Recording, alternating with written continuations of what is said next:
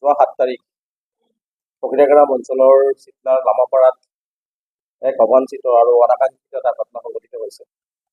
এটা দুজন পৰিয়ালৰ মাজত অনিন্দ ঘোষ আৰু মকবুল ইছলামৰ পৰিয়ালৰ মাজত মাটি বেচা কিনাৰ কাম চলিছিল আৰু এই মাটি ভূমিক কেন্দ্ৰ কৰি এটি সংঘাতৰ সৃষ্টি হ'ল আৰু এই সংঘাতত কেইবাজনো মানুহ আহত হৈছে।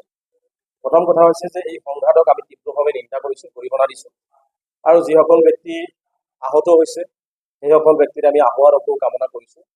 আৰু যিহেতু BTCত আমি পূৰ্বতে বহু অভিজ্ঞতা দেখিছোঁ, আমি 14লৈকে দেখিছোঁ, 12 দেখিছোঁ, 8 দেখিছোঁ, এটা শান্তিময় পৰিৱেশ দেখিছোঁ। তাৰপিছতে আমাৰ BTCত এটা শান্তিৰ পৰিৱেশ ঘূৰি আহিছে। আমি সদস্য সংখ্যালঘু ছাত্ৰী সদায় শান্তিৰ পক্ষত, সদায় মিলাপ্ৰীতিৰ পক্ষত। গতিকে আমি শান্তিপূৰ্ণ সহাৱস্থান বিচাৰিছোঁ আৰু যিসকল ব্যক্তিয়ে এই ঘটনাৰ লগত জড়িত আছিলে তেওঁলোকক আমি কঠোৰৰ পৰা কঠোৰতম শাস্তি দিয়াৰ দাবী আমি উত্থাপন কৰিছোঁ। আমি চৰকাৰৰ দাবী উত্থাপন কৰিছোঁ তেওঁৰ বিৰুদ্ধে ব্যৱস্থা হ'ব লাগে। আৰু প্ৰমোদ বড়ো ডাঙৰীয়াই যিহেতু শান্তিৰ শ্লোগান লৈ পেলাই BTR চৰকাৰ গঠন কৰিছে, প্ৰমোদ বড়ো এতিয়াও শান্তিৰ লগত তেওঁ আছে বুলি কৈছে। আজিও মই তেওঁলোকৰ লগত কথা পাতিছোঁ, প্ৰমোদ বড়ো ডাঙৰীয়াৰ লগত কথা পাতিছোঁ, আমি প্ৰশাসনৰ লগতো কথা পাতিছোঁ। তেওঁলোকে শান্তিৰ পক্ষত, গতিকে আমিও শান্তিৰ পক্ষত।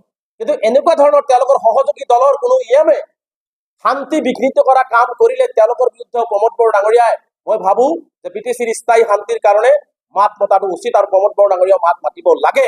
যি আমাৰ অৰূপ কুমাৰ দে ডাঙৰীয়াই যিখিনি কথা কৈছে ইয়াৰ বিৰোধিতা কৰিব লাগে আৰু তেওঁৰ বিৰুদ্ধে ব্যৱস্থা BTR প্ৰশাসনৰ ফালৰ পৰা ল'ব লাগে।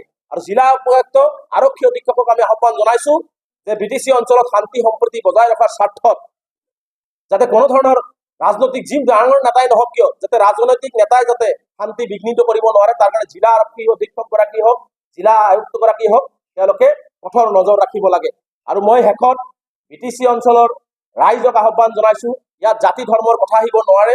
শান্তিৰ স্বাৰ্থত, আমি মিলাপ্ৰীতিৰ স্বাৰ্থত সৰু সুৰা এনেকুৱা ঘটনা সংঘটিত হ'লে যাতে আমি সকলোৱে সমিলমিলেৰে আমি মিলাপ্ৰীতিৰে মীমাংসা কৰিব পাৰোঁ, এইটো লৈ যাতে আকৌ হাই কাজিয়া সৃষ্টি নহয়, এই সংঘাতে যাতে আমাৰ মাজত ভুল বুজাবুজি সৃষ্টি নকৰে, তাৰ কাৰণে মই সকলো ধৰ্মৰ, কেৱল মুছলমান সম্প্ৰদায় বুলি নহয়, সকলো ধৰ্মৰ মানুহকে শান্তি, ধৈৰ্য আৰু সংযম ৰক্ষা কৰি চলিবৰ কাৰণে আহ্বান জনাইছোঁ। মই পুনৰবাৰ সমগ্ৰ 7 তাৰিখৰ ঘটনাটোক তীব্ৰভাৱে নিন্দা কৰিছোঁ আৰু মুখ্যমন্ত্ৰীৰ জৰিয়তে আমি এটা উচ্চ স্তৰীয় এটা তদন্তৰ ব্যৱস্থা গ্ৰহণ কৰাৰ দাবী উত্থাপন কৰিছোঁ। আমি এটা ইনকুৱাৰী বিচাৰিছোঁ, লগতে আমি দোষীক কৰায়ত্ব কৰি কঠোৰতম শাস্তি দিয়াৰ দাবী উত্থাপন কৰিছোঁ। আৰু লগতে অৰূপ কুমাৰ দে ডাঙৰীয়াই যি অশান্তিৰ পৰিৱেশ BTCত আনিবৰ কাৰণে চেষ্টা অহৰহভাৱে যোৱাকালিলৈকে চলাই আছে, এই চেষ্টা যাতে বিফল হয় তাৰ কাৰণে মুখ্যমন্ত্ৰী ডাঙৰীয়াই প্ৰত্যক্ষ হস্তক্ষেপ কৰি আমাৰ মাজত শান্তি সম্প্ৰীতি ঘূৰাই অনাৰ কাৰণে মুখ্যমন্ত্ৰীয়ে এটা কঠোৰ ব্যৱস্থা ল'ব বুলি আজি সংবাদমালাৰ জৰিয়তে মই আহ্বান জনাইছোঁ। কুমাৰ দে ডাঙৰীয়াই কৈছে, আজি কোনো সংগঠনৰ নেতাই কিবা প্ৰতিক্ৰিয়া প্ৰকাশ কৰিছে, অৰূপ কুমাৰ দে ডাঙৰীয়াই যিখিনি ঘটনা আজি ভূমি দখল কৰাৰ ভূমি মাফিয়া হৈ সংঘাত সৃষ্টি কৰিব পৰা কাম কৰি আছে, তাত প্ৰতিক্ৰিয়া অহাটো স্বাভাৱিক। আৰু এজন ৰাজনৈতিক নেতা হিচাপে মানুহৰ প্ৰতিক্ৰিয়াটো সহ্য কৰিব পৰা গুণ থাকিব লাগিব। তেওঁৰ ৰাজনৈতিক নেতা হিচাপে মানুহৰ প্ৰতিক্ৰিয়া সহ্য কৰিব নোৱাৰি, কাৰণ তেওঁ দোষ কৰিছে, তেওঁ ভূমি দখল কৰিব গৈছে, তেওঁ আমাৰ মাজত ভুল বুজাবুজি সৃষ্টি কৰিব গৈছে, কাৰণ তেওঁ ভুল কৰিছে। গতিকে তেওঁ সেই সমালোচনা সহ্য কৰিব নোৱাৰি তেওঁ ধমকি দিছে, চাই লওক। মই অৰূপ কুমাৰ দেক প্ৰশ্ন কৰিব বিচাৰিছোঁ, আপুনি কি চাব বিচাৰিছে এইটোও স্পষ্ট কৰক। আপুনি গৃহমন্ত্ৰীৰ দায়িত্বত আছে না আপুনি আমাক কিবা বেলেগ পন্থাৰে আমাক আমাৰ জাতীয় যি অস্তিত্ব, আমাৰ জাতীয় যি কণ্ঠ, সেই কণ্ঠ ৰোধ কৰিব বিচাৰিছে, সেই কথাটো স্পষ্ট কৰক। গতিকে চাইলম শব্দ, এই শব্দটো এটা অসাংবিধানিক আৰু সম্পূৰ্ণ আইন বিৰোধী কথা। আৰু লগতে তেওঁ যি ভূমি দখল কৰিবৰ কাৰণে জেওৰা লৈ যাই উপস্থিত আছিল, সেইটো এটা আইন বিৰোধী কাম কৰিছে। গতিকে সেইকাৰণে আমি আজি সন্ধিয়া আমি সিদ্ধান্ত গ্ৰহণ কৰিছোঁ অসমৰ বিভিন্ন জিলাত আইনগতভাৱে, কাৰণ তেওঁ ভূমি দখল কৰিব গৈ নিজে হাতে তাতে আইন হাতত তুলি লৈছে, একেৰাহে ধৰ্মীয় আৱেগত অনুভূতিত আঘাত হনাকে সাম্প্ৰদায়িক মন্তব্য দি আছে। লগতে তেওঁ বিভিন্ন সংগঠনৰ নেতৃত্বক চাইলম শব্দৰে তেওঁ ভাবুকি প্ৰদান কৰিছে।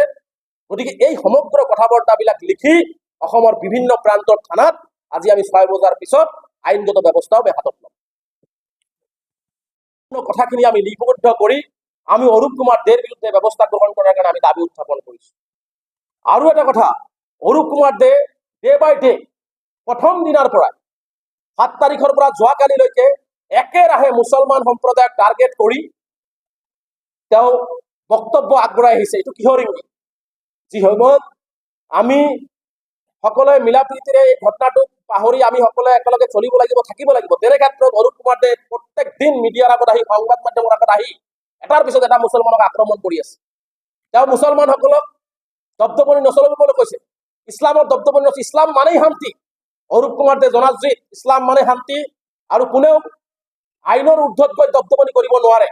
অৰূপ কুমাৰ দেও কৰিব নোৱাৰে, মুছলমান সম্প্ৰদায়ৰ মানুহও কৰিব নোৱাৰে। আইন ভংগ কৰি কোনো দপদপনি কৰিব নোৱাৰে।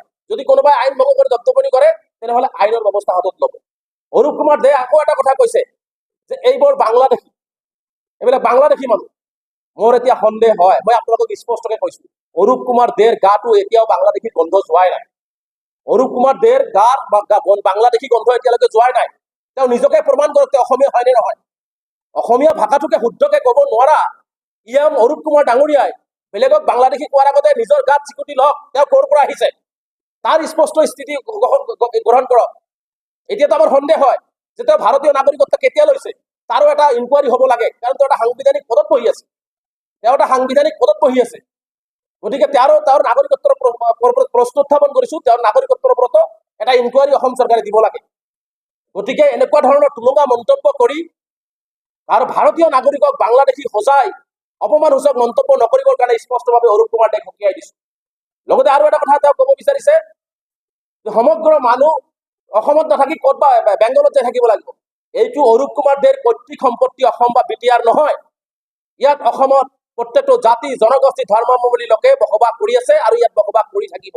এইটো অৰূপ কুমাৰ দেৰ ধমকিত কোনো সংখ্যালঘু যাই বেংগলত বসবাস কৰিব লাগিব তেনেকুৱা কথা হ'ব নোৱাৰে। গতিকে এনেকুৱা ধৰণৰ পাতল আৰু তৰল মন্তব্য কৰি তেওঁ যে এটা পঞ্চায়ত লেভেলৰ প্ৰেচিডেণ্টৰ যোগ্য, তেওঁ যে তেওঁ কৈছে মই এক্সিকিউটিভ মেম্বাৰ, মই কোন হয় এক্সিকিউটিভ মেম্বাৰ বহুত ডাঙৰ কথা, ডাঙৰ বস্তু নহয়তো যে একেবাৰে মুখ্যমন্ত্ৰীৰ লগত সমতুল্য, প্ৰমোদ বড়ো ডাঙৰীয়াৰ লগত সমতুল্য, এনেকুৱা নহয়তো। এটা পঞ্চায়ত পৰ্যায়ৰ প্ৰেচিডেণ্টৰ সমতুল্যহে এটা ইয়াত। গতিকে তেনেকুৱা মানে অভদ্ৰ, আক্ৰোশমূলক, অসাংবিধানিক কথা বাৰ্তাবিলাক নকৈ যদি ৰাজনীতি কৰিবৰ মন আছে, সবকে সাথ সবকে বিকাশ সবকে বিশ্বাস যি তেওঁলোকৰ শ্লোগান আছে, সেই শ্লোগানক সাৰথি কৰি সকলো জাতি জনগোষ্ঠীক লগত লৈ চলাৰ মানসিকতা তৈয়াৰ কৰক। কিন্তু এনেকুৱা নিম্ন খাপৰ মানসিকতা তৈয়াৰ কৰি